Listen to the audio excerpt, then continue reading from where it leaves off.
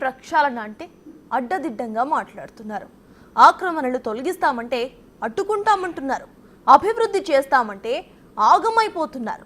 అసలు బీఆర్ఎస్ లీడర్లు ఏం చేస్తున్నారో, దేనికెలా రియాక్ట్ అవుతున్నారో అర్థమే కావట్లేదు.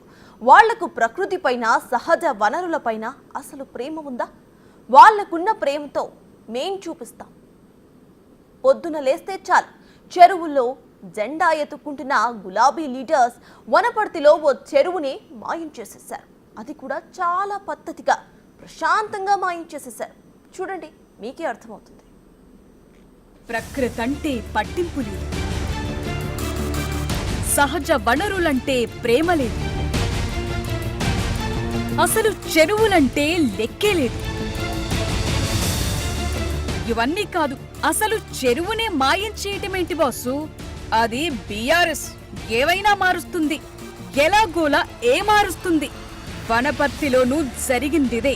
ఓ బడా లీడర్ హుకుంతో ఏకంగా చెరువునే మాయం చేసేశారు. ఆ విషయం తెలియాలంటే ముందు ఈ వివరం తెలుసుకోవాలి. ఇది 2023 మే 23న ఇచ్చిన జీవో. వనపర్తి శివార్లలో ఉన్న నాగవరంలోని మేళ్ల చెరువుని శిఖం భూమి నుంచి అయాన్ భూమిగా మారుస్తున్నట్లుగా ఇచ్చిన అప్పటి సర్కారు వారి ఆర్డర్ ఇది. సర్వే నంబర్ 167లో 4 ఎకరాల విస్తీర్ణంలో ఉన్న ఈ మేళ్ల చెరువుని ప్రభుత్వ ప్రజా అవసరాల నిమిత్తం శిఖం భూమి నుంచి కన్వర్షన్ చేస్తున్నట్లుగా జీవో జారీ చేశారు. అసలు మేళ్ల చెరువును శిఖం భూమి నుంచి అయాన్ భూమిగా ఎందుకు కన్వర్ట్ చేశారో తెలుసా? అప్పటి వనపర్తి ఎమ్మెల్యే, వ్యవసాయ శాఖ మంత్రిగా పనిచేసిన నిరంజన్ రెడ్డి కోరుకున్నారు కాబట్టి ఆ విషయాన్ని కూడా జీవోలోనే స్పష్టంగా రాశారు. శిఖం భూమి కన్వర్షన్ కోసం నిరంజన్ రెడ్డి ఏం సూచించారంటే, మేళ్ల చెరువు అనేది ఇప్పుడు పనికి రాకుండా పోయింది, అందులో ఒకప్పటిలా నీళ్లు నిలవట్లేదు, చెరువు క్యాచ్మెంట్ ఏరియా అంతా ప్లాట్లుగా మారిపోయింది, దానివల్ల చెరువులోకి నీరు చేరటం లేదు, పైగా దాని కింద ఎలాంటి ఆయకట్టు లేదు, ఈ చెరువు వల్ల భూగర్భ జలాలు కూడా పెరగటం లేదు, చివరికి పశువులు నీళ్లు తాగేందుకు కూడా పనికి రావటం లేదు, కాబట్టి ఇక్కడ చెరువు ఉండటం వేస్ట్. వనపర్తిలో భవిష్యత్తులో ప్రజా అవసరాలకు, ప్రభుత్వ భవనాల నిర్మాణాల కోసం ప్రభుత్వ భూమి అందుబాటులో లేదు.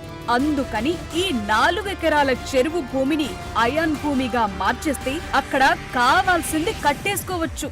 వ్యవసాయ మంత్రిగా ఉన్నప్పుడు ఆయన చెప్పిన మాట ఇది. ఆయన కోరుకోవటంతో వనపర్తి మున్సిపల్ కౌన్సిల్ కూడా తీర్మానం చేసేసింది. ఆ తరువాత ఈ ఇష్యూని CCLAకు పంపారు. అక్కడ్నుంచి ఫైల్ కలెక్టర్ కు చేరింది. మొత్తానికి అన్ని దశలు దాటి మేళ్ల చెరువు సాధారణ ప్రభుత్వ భూమిలా మారిపోయింది. మరి నిజంగానే మేళ్ల చెరువులో నీళ్లు నిలవటం లేదా? జీవోలో చెప్పినట్లుగా అక్కడ ప్లాట్లేమైనా వెలిసాయా? ఇండ్లేమైనా కట్టుకున్నారా? అర్బనైజేషన్ తో క్యాచ్మెంట్ ఏరియా దెబ్బతిందా అనే విషయాలను కొన్ని రోజుల క్రితం బిగ్ టీవీ పరిశీలించింది. కానీ ఆ చెరువు చుట్టుపక్కల ప్రాంతాల్లో పెద్దగా నిర్మాణాలేవి జరగలేదు. సరే, మరి వర్షాకాలంలో ఈ ప్రాంతంలో పరిస్థితి ఏంటని బిగ్ టీవీ మళ్లీ పరిశీలించింది. నీళ్లు నిలుస్తున్నాయా లేదా అనేది తెలుసుకునేందుకు వెళితే కనిపించిన సీనిది. విజువల్స్ లో మీరు చాలా క్లియర్ గా చూడొచ్చు.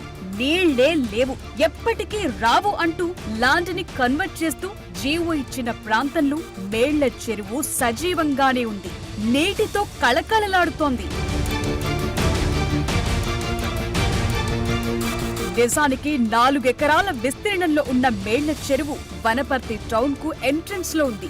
దీని ఎదురుగానే RTA ఆఫీస్ కూడా ఉంది. ఏ రకంగా చూసుకున్నా ఈ ఏరియాకు, ఆ ప్రాంతంలో బాగా డిమాండ్ ఉంది. పైగా ఇళ్ల పక్కన ఇట్లాంటి ఒక వాటర్ బాడీ ఉంటే చూసేందుకు అక్కడ నివసించే వాళ్లకు ఎంతో బాగుంటుంది. పైగా ఈ చెరువును ఓ మినీ ట్యాంక్ లా కూడా డెవలప్ చేయొచ్చు. గ్రౌండ్ వాటర్ కూడా పెరుగుతుంది. కానీ అవేవి చెయ్యకుండా చెరువునే మింగేయాలని చూశారు. ఇంత చక్కగా నీళ్లు నిలిచే మేళ్ల చెరువును ఎందుకు మాయం చెయ్యాలనుకున్నారనేది మేజర్ డౌట్. దీని వెనుకేమైనా కుట్ర దాగుందా? ఎవరి ప్రయోజనాల కోసం ఈ చెరువు శిఖం భూమిని కన్వర్షన్ చేశారు? ఈ వ్యవహారంలో నేరుగా ఆనాటి మంత్రి గారే జోక్యం చేసుకోవాల్సిన అవసరం ఏముంది? ఇదంతా ఎందుకు చేయాల్సొచ్చింది? ఏదైనా ఉండని, అసలు ఈ చెరువునే మాయం చేయాలనే దారుణమైన ఆలోచన ఎలా వచ్చింది? దీని వెనుకున్న లోగుట్టు వనపర్తి ప్రజలకు ఖచ్చితంగా తెలియాలి.